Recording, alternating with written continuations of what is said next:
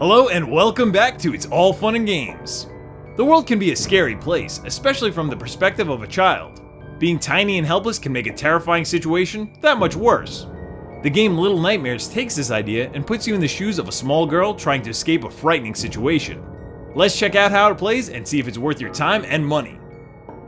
Little Nightmares was developed by Tarsier Studios and was released on April 28th for the PlayStation 4, Xbox One, and for PC. The game begins with your character, a tiny raincoat-wearing kid named Sixth, waking up in a dreary room. You quickly realize you're on a boat, judging by the swaying back and forth of the screen. Sixth's sole motivation is to escape this ship, although at first we're not sure as to why. But the further you make your way through the game, the more you'll learn about as to what exactly is going on aboard this ship of horrors called the Maw. What's so horrifying about this ship? Well, how about the fact that a bunch of sickos are trying to capture, cook, and eat you? The crew runs a restaurant for gluttonous passengers whose lust for meat cannot be satiated. Also on board is a prison filled with other children who are the next course on the menu. Now, I'm not saying I condone the eating of small children, but as a fictional piece of work, this story is fantastic. It's demented, twisted, and so well done because it takes a show, not a tell approach to how it's delivered. There isn't spoken or text dialogue anywhere to be found. Things are left ambiguous at first, but that's what drives you to continue the game as you piece together the story on your own, something I enjoy far more than needless exposition. First, you come across a room filled with sleeping babies. Next, you see toys lying on the floor, then caged kids, and eventually you find the bodies of children being wrapped up, hung on meat hooks, and sent to a chef. It's incredibly disturbing stuff, but the storytelling is the greatest part of the game, and it leaves things open to interpretation. Armed with only a lighter to guide you through the dark and mysterious ship, the gameplay revolves around solving puzzles, making leaps of faith, and stealthily avoiding crew members. Six can run, jump, climb, and crawl. The controls are responsive, and I never had a problem doing what I wanted, though I did have issues with the perspective at times. It caused me to make jumps and completely miss my target landing. But my biggest problem with the gameplay is that the level design is too linear, and the difficulty is non-existent. Oftentimes, there are rooms with nothing in them. You just walk right on by to the next one. The puzzles are never anything other than sneaking past one of the villains to retrieve a key, crank, or to pull a switch. It's overly simplistic and requires no thought.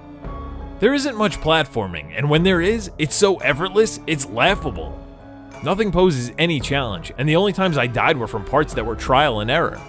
Sometimes enemies would jump out and surprise you, giving you no time to react, and it would result in your death. But the next time you got to that part, you know exactly what's waiting for you, and it's easy to avoid. It's not only poor game design, but it's also a cheap scare tactic, which this game didn't need. You should be able to see what needs to be done ahead, and the challenge should come from execution of that act, not from randomness.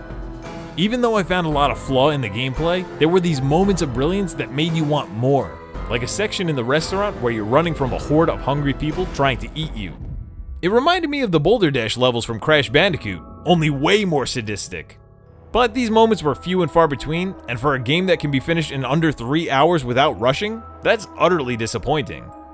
What this game does well is that it makes you feel incredibly helpless. The ship feels so huge, and you are so small. This adds to the sense of dread because one hit is all it takes to kill you, and you never know if there's a crew member lurking around the corner. And on the flip side, when you're in the air vents or under the floorboards, the small spaces make you feel safe because no one can reach you. Being unable to defend yourself will also increase your anxiety levels, and your only hope is to avoid being seen. Though all this running and hiding drives home that the focus is on the narrative, atmosphere, and tension, rather than engaging gameplay. The graphics are a sight to behold, with its surreal character design making the game all the more frightening. The villain design is chilling, with my personal favorite being the Long Arms Man. He can't see you, but he can smell and hear you, and when his long arms reach wildly for you, your pulse will be racing. He's the villain you spend the most time running from, and rightfully so, because he's the scariest. Others, like the chef, are grotesque, and they're not so much scary as they are creepy. The Maw provides an excellent setting. It's dark, dank, and depressing. Each room has loads of eerie imagery, from people hanging themselves to blood smeared across the walls, rats running wild, and even the bodies of other children who tried to escape. It's a truly nasty place, and these visuals set the tone nicely. The hungry passengers take the cake and of course eat it too for being the most unsettling looking things in the game. Watching them scarf their food or flop on the floor trying to eat 6 raw is plain freaky. Little Nightmares also utilizes its sound to its advantage to make the atmosphere extremely tense.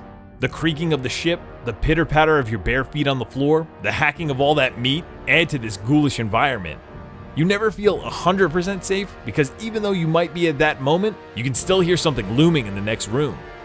There's minimal use of music, only used to heighten the terror when you're being chased.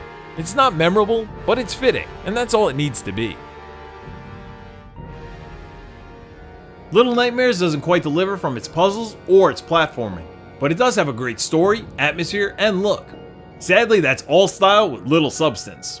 The game had loads of potential, but ultimately it's too easy and too short for the price tag of $20. I'd say pass on this one, but if you could find it on sale at any point, or if you enjoy a story with minimal gameplay, then give it a shot. Thanks for watching, everyone. Let me know what you think about Little Nightmares down in the comments below. And if you disagree with my review, that's okay, because remember, it's all fun and games. Thanks for watching, everyone. If you liked that video, why not click the link down below to check out another new video game review for Wonder Boy: The Dragon's Trap. And of course, don't forget to subscribe. Thanks again.